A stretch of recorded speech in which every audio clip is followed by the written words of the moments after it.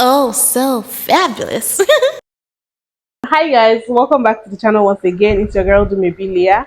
If this is your first time coming across my channel, you're welcome to the channel. I do hope you decide to subscribe, and if you are a returning subscriber, welcome back. It's so good to have you here. How are you doing? So today's video is something that I just want us to talk about generally, because I came across one video that got me wondering about friendships between black people and palm colored people. Let me play that video. Black girls, that white girl is not your friend. I know you experienced in college, but she's going to put on your character and your personality so that she could have proximity to blackness, so she could sleep with black men. She might get some cornrows in her hair or some box braids. She might swag surf and figure out how to do the stinky leg. And then eventually she's going to treat the culture like she was on a trip backpacking through Europe, and she's going to find herself. And when she finds herself, she'll put away blackness, get herself a white husband, white children, and pretend like she never knew you. Stay careful, stay safe. Bye. Okay. So when I heard, what she had to say, I was thinking, like, do a lot of black people think this way as well? And what she's saying, do a lot of people have this experience? Because even in the comment section, people were co-signing what she was saying. I saw comments about people saying, like, this whole proximity to blackness, having a black friend, putting on some black characteristics, dabbling in black culture is like a seasonal thing that they just happen to go through, and after a while they drop it all off and go back to being proper, white girls. And I'm like, wow, like they're just there to understudy you, they're just there to pick up, some of those black characteristics and all of that, because it kind of makes you look cooler, but after they are done with it, they drop it and then go back to factory setting. Let me put it that way. So I just, started checking to hear black people's experiences befriending palm colored people. And I also got like palm colored people's opinion as well. So I'm just going to play some of those videos and then let's just get into it. I'm sorry, y'all. You can call me a racist if you want to, but I don't have white friends. I have white coworkers and I have white associates. I do not have white friends. And I'm sorry to say this, but I just do not trust certain people. And I'm sorry to say that. I just don't. Now, don't get me wrong. One of my old coworkers, and she was like a coworker friend. I was invited to her baby shower, and I was the only black person there for maybe like 15 minutes. And then another girl came, and we was the only two black people there. But I felt comfortable around her and her family. But as far as like sleepovers and things of that nature, I just can't do it. Because you see, remember what happened to that black lady that got unalive when she had all them white ladies over for a sleepover? I'm not sleeping at your goddamn house. I'm not going to be a part of the movie Get Out. We are not doing it. Yeah, I heard the story about that black lady that, was with a group of white women friends. They were all in their pajamas, smiling. I heard about that story. And it's still, even till today, whenever I see videos online of, white girls, a white girlfriend group, and then there's just one little sprinkle of, just one black woman there, I see in the comment sections, black women genuinely concerned, asking her, girl, stay safe. Girl, are you okay? I see comments like that. So I can understand that this is not just one isolated incident. There have been incidences of black people like being a minority in a palm-colored group of people, and then something just happens that becomes unexplainable to the black person, right? Doing it. And I thought about that young boy. I don't know the full story, but the one that was in Wisconsin, the black guy that went with his friends into a barn party and they was almost putting him in the meat shredder. What? Y'all better start talking to y'all kids. I understand you want them in a nice neighborhood, nice school, things of that nature, but I need them not to be friends with them. I'm sorry. I don't trust. Maybe I got PTSD. I don't know, but I do not trust a lot of white people. And I can't say all white people because the co-workers that I used to work with were some beautiful people. So I can't say that, but I'm sorry. I don't think I will ever truly have a white friend. And maybe God has changed my mind, but at this time right now in 2025, so I ain't dealing with nobody but blacks and Mexicans. Wow. If what I'm about to say makes me not a girl's girl or puts me in the group of women that you guys say black women always attack other black women, if that's gonna be your take on this, if that's gonna be how you take this, okay, whatever, don't really care. Currently a group of influencers at Stagecoach. There is only one black girl in the group. Stagecoach is like country music Coachella practically. Black girl to black girl. If you are friends with people who are non-black, if you are the minority in your friend group, you have to show up. I'm so sorry. I know that we always have to do triple the work for a portion of the credit. I know that the bar is set so high for black women, but let's talk black and white, okay? Everything, unfortunately, to some extent is about race. You are going to have a different experience when you are interacting with staff and other festival goers because of the audience that country music attracts. You are not going to be treated the same, black and white. I don't care what you have to say about it. That is a fact. So that means your hair needs to look better. Your outfits need to eat harder. Your jewelry needs to be different. Like, I know it sounds so stupid. It sounds very stressful. It sounds very stressful having to be in a friend group where I feel like I have to outperform. I have to put my best foot forward. I have to outdress. I have to... It's exhausting. And I'm sure people actually do this because you know that the way you are received and the way people react to you is different. So you always have to put yourself on a certain standard to kind of make it easier for yourself. Stupid, and I don't want to push respectability politics, right? However, I'm just reminding my fellow black girlies that when you are the only black girl in a space, you need to show up and show out. Is it exhausting? Yes. Is it annoying to you probably even to see another black girl like pushing that narrative onto you right now? Yes, I apologize. However, ignoring it does not change it, okay? Are you going to be judged anyway? Yes. You could be in the most expensive, the best looking outfit, your nails done to the T, your hair looks gorgeous and fabulous. You're still going to face the same, not the same. You're still going to face criticism. You're still going to face discrimination. I understand that. I also understand that I potentially am a part of the problem, depending on how you look at it, by holding and reinforcing these beliefs, right? But it is so frustrating for me to see the only black influencer on this trip is not eating the girls up. Because as much as we can say, don't feed into it, you're going to be judged anyway. As a black girl, I want to see the only black girl on this trip eating the girlies up. I'm sorry. The only reason I'm not name dropping right now, if you're like plugged into influencer culture, you know exactly who I'm talking about, what group of girls I'm talking about, and what black influencer I'm talking about. The only reason I'm not dropping names right now is because this specific black influencer gets so much hate for just existing. She just exists. People find her annoying. But in the comment section of this particular video, I was scrolling and I saw a comment that stuck out, and it was this particular comment talking about how being an African immigrant in a predominantly white school or predominantly white neighborhood, her mom always told her, never show up looking like the help. Never show up looking like the help as a black person. Because these people seeing you, they'll break to the cis ones. It's not every white person that thinks like that. But those particular people seeing you, they already think you're the help. Oh my God. It has to be exhausting. Black American men do not get the luxury of being the only black friend in a white group, because early on, even as boys, you learn and they tell you that boys, black boys, are different. A lot of the times our girls get a pass because they are different. But as you age, they make a clear underlining when situations happens, why you are different, and when things happen, why they never speak up on you. The number one problem I have with it is that we don't get taught racial identity or racial politics. A lot of the times we go to these white schools and we don't understand hostility, microaggressions, and when smart things are said, we just brush it off like it's just that teacher. When in actuality, we got to understand a lot of these older prejudiced people have prejudice against black people, and we put them in environments and we don't discuss hostility, racial awakening, and we do a disservice. And then when you get older and you experience your racist moment, it shakes you forever. So I've never had that benefit of being the only white friend, because I've known early from a child, especially boys, you learn immediately you are a black man. You will be treated like a black man. And remember, even when a young black boy is 12 or 13 years old and he's bigger, they will treat you like a man and dress you like one. Yeah, I think the experience has to be kind of different for men, for black men, than it is for black women. Because I've seen those videos of little teenage black boys being manhandled by the police. And you're like, this is a child, but they're treating you like a grown man. You know, I really want like black men to chip in the comment section. I know a lot of white girls that talk about growing up in the suburbs or growing up in a predominantly white neighborhood or school and being the only black friend in a white friend group.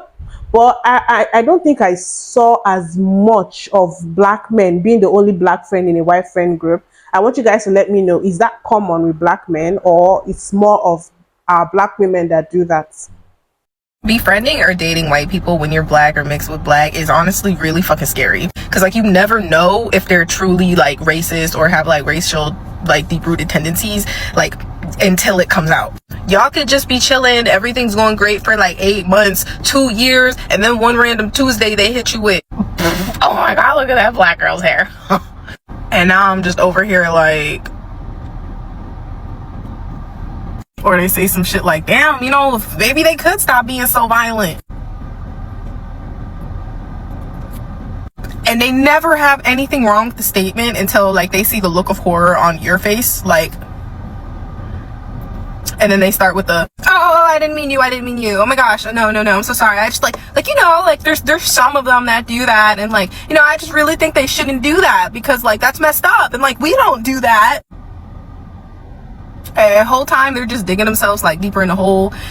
And it's like, see, this is why like a lot of black people just don't date or befriend white people, and it's not because we're racist, it's because we don't want to feel the heartbreak that's going to follow after we figure out that you're racist. So I'm a black woman who does not like, does not trust, and doesn't have much faith in white women as a whole. I have a hard time being around them due to their cognitive dissonance between them wanting our acceptance and wanting to be befriended by us, while simultaneously marrying and breeding white men and women who support and uplift white supremacy. Yeah, I don't want y'all around my space like that, respectfully. Actually, just respectfully. It is downright enraging to me how white women will want to band with black women and come together because us women just have it so hard, and then go home to their Republican husbands and Republican sons and also vote for Trumpelstiltskins too and support the removal of all of our rights. Do you see how crazy that sounds? Y'all get on my nerves. The reason why I don't have no white friends is because they are passive aggressive people. I said what I said. They are. The amount of times I could tell you a white person has brushed past me without saying excuse me, literally said some weird shit out of their mouth, and I had to tell them what you said, ask them what you said, like check them about it, is insane. Another reason is also that a lot of white people lack self-awareness. They lack it so bad. I understand that we are living in a white supremacist society, but watch how y'all act around people or how y'all talk to people. Some of y'all lack self-awareness, and it shows each and every time. And not to mention, like, I feel as though for me as a black person, I'm obviously self-aware a lot of times because I know how black people are perceived on the media, in society. Wherever I go, I know how black people are perceived or how a black person is perceived as. However, being around white people, you realize that they don't have that same problem. So they are able to do and say whatever they want. And when they get too comfortable, you gotta start checking them. Period.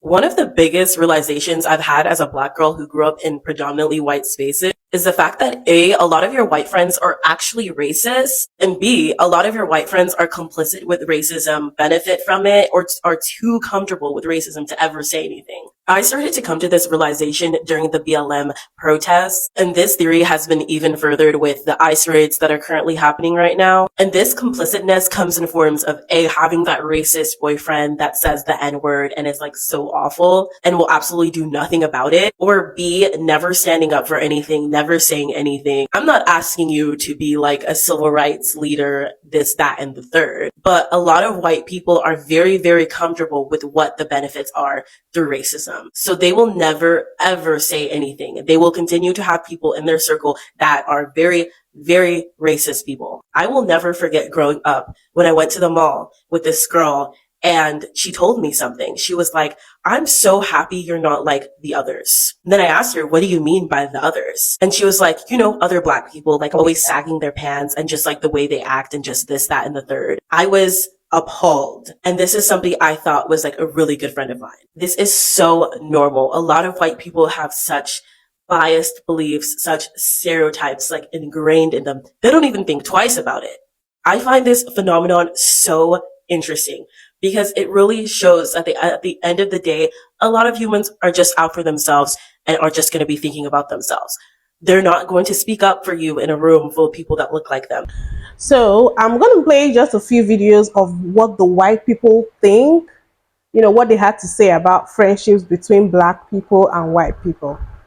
I'm doing this article review for one of my classes that I'm in that I definitely started before week 7, Dr. Becker, if you're seeing this, and I definitely will have it in by 11:59 tomorrow night. Please don't worry about that. But anyways, I'm doing this article review for one of the classes I'm in for forensic psychology, and I'm reading an article about how it's important to select anti-racist people to be on juries rather than just people that say that they're not racist, or just like explicitly racist people, of course, don't get selected. But like this article talks about the importance of not selecting implicitly racist people or non-active, non-racist people, but actually seeking out anti-racist people.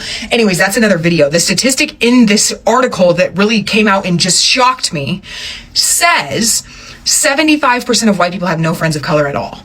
And like off top, that's crazy to me, but I have to think back to 10 years ago, maybe 15 years ago, when I wasn't as, I don't even know what the word is, anti-racist as I am now, I guess. And I hadn't done all the deconstruction, and I hadn't done all the learning, and I hadn't become the person that I am today and put in the work. And I truly didn't have any friends of color until I was 17. But to think in 2024, after all the information that's out there, and there's so many spaces are available for white people to sit and observe, which is something they're not good at. But there's so many spaces available for white people to just sit and observe black people. This article is specifically about black people, so that's what I'm going to focus on. Just sit and observe black culture, black people, just all around how they are, how they act, their mannerisms, the stuff that's important to them, their family dynamics, all sorts of things. You can sit on this app in particular and just get yourself on Black TikTok and learn about the things that are important to the Black community for free. You can just sit there. You don't even have to let anyone know you're there, and you can just learn. So it's crazy to me to be reading this article in 2024. This article was published in 2022 about how 75% of white people don't have a single friend of color at all. And this article specifically states that the friend cannot just be like, it has to be a friend that you actually would call on in a time of crisis, or like a friend that you would call for advice is what it says. It cannot just be someone that you know that happens to be POC, or even a dating partner, which that's a whole other video we can get into if we ever want to get into that, because I've been through the whole, well, not through the whole journey, I'm on the whole journey, but I have been through the very extreme racism to very anti-racist, working towards, always deconstructing that. So I understand what it's like to be a white person in a relationship with a black person and still be racist. Like it's insane. Anyways, this is just a staggering statistic to me, and I felt like more people need to hear about it, because all in all, this was named one of the biggest indicators of someone who cannot serve on a jury.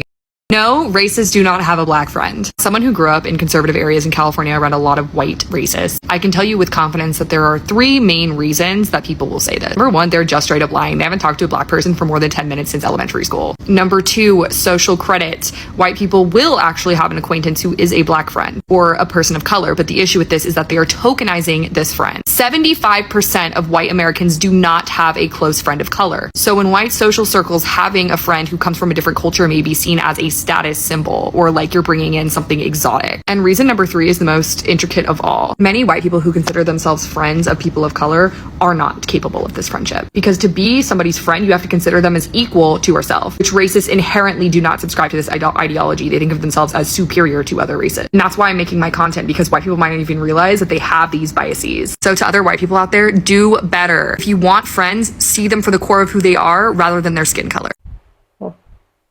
Okay, one last video by a palm-colored person. I was just in a live where people were talking about if black women and white women could really be friends.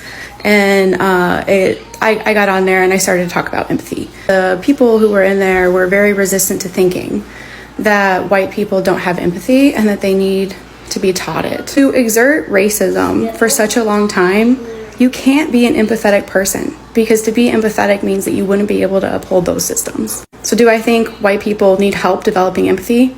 Yes. Yes, they do. Do white people maybe have empathy for animals where they don't have empathy for humans? Yes. Yes, they do. Mom is a hardcore racist biker, vehemently expressing racism through her actions, her words, who she hung out with. And so, yeah, I was not raised to be empathetic. Unless that white woman is able to demonstrate an actual real level of emotional intelligence and understanding of empathy, it is not safe to be friends with them, with us. Wow, imagine that coming from a white person. So hearing these palm color people speak, I think you can understand where some black people are coming from when they say they don't feel safe being friends with white people, you know. But on the other hand, there are some black people that talked about how they prefer having friends from other races, and just watch these videos. I hope I don't ruffle no feathers when I say this, but I'm definitely open to making my new friendships. I definitely want my new friendships to be women who are outside of my race. And the only reason why I say that is because and as a being like a black woman, especially in our community, like black women, I feel like that they are heavy on bitterness. They're heavy on strife. They're heavy on anger, on jealousy, on things just always being a competition, and they're not supportive. Like, they're not good supportive friends. They'll rather hate on you from a distance, and even hate on you in front of your face, man, and not show you no true support. It's like, they always want something out of your life that they can't have. And I'm not saying that the other races don't do that. I'm pretty sure like a lot of people do that. But all I'm saying is that I feel like it's predominantly in the black community amongst black women. I'm a black woman, so I know how we can get. And, I've dealt with having black women as friends all my life. And I just noticed, like, in the other little groups, like the other races of people, like, they don't really have that issue. Like, I feel like they just... their relationships, their friendship seems more genuine. It seems more supportive. It seems to have less drama. It's just like with us, with our kind, it's always some kind of animosity. It's always something wrong. It always has to be, oh, well, I want the upper hand on the next girl. It's just that those kind of vibes that go on, like with being friends with black women, or at least the black women that I've been friends with. So going forward, all I could say is that, like, I'm definitely open to having more friendships that are outside of my race. So this comment is saying, wait until you realize that white friend is not your friend. Okay, that's a good check. Fine. Wait until you realize that white friend is not your friend. Have you ever noticed that us as black people, we are quick to judge the same evil that we do to our kith and kin, but on a white person it becomes major, but we do it every day to our very own black people. I'll tell you this: go into companies in the UK, find who hates more a black person than a black person. Get into America, look at who actually shoots more a black person than a black person. I'm talking about hate that is self-inflicted. I'm talking about things that we do to ourselves. The reason why you find people ending up to come all the way from their countries back in Africa is because the black men cannot keep their own. That's the truth. And probably a sister decided to go for a different skin color because probably they have a loyal culture. I'm just being honest. In my first line of work, doing work, a white woman discovered me, noticed that I'm better at what I do, and she told me, you deserve better and you can do better. And she endorsed me, put reference in my name, and she made me somebody because they're real. Whereas I worked for black people, all they did was to find a fault. See? So sometimes when we think about racism, we love to paint every white person as a bad person. Of course, there are many more racist people than we ever think. I agree. But does it mean that we don't have good white people? We do have them. Does it mean we don't have good black people? We do have them. Does it mean we don't have bad black people? Yes, we do. So no matter how much you want to convince me or to convince everybody, not every black person should be your friend because you are in a foreign land. And not everybody who is black should be close to you because we are blacks, it's us against them. No. I become friends with someone I see my potential rising from. I build friendships that help me grow from here to there. Whether black, Indian, Pakistani, whatever religion, whatever color of the skin. That's how the progressive mind of a person works. So you see, I think it just works different for people depending on your experience. But I think I would understand a black person, especially living in a community, in a country, in a space where everything is about race. I would understand wanting to be friends, wanting people that are close to you to be people from your race, from the same culture and community as you, because those are probably the people you feel safest with. and feel like a bond with. But at the end of the day, I want you guys to let me know what you think about friendships between palm colored people and black people. Do you guys think it can really be like a very deep, genuine friendship where you're sure like this person has my back? I can go to their house for a sleepover and I'm sure that this person is not anti-black. Please let me know what you think in the comment section. Or are you the kind of person that just keeps palm colored people at arm's length? And why? Have you had an experience? Let's have a conversation. Just let us know in the comment section. So thank you for watching. Please don't forget to give this video a thumbs up. Subscribe if you haven't. Share as well so that other people can see this video. And I'll see you guys in my next video. Bye.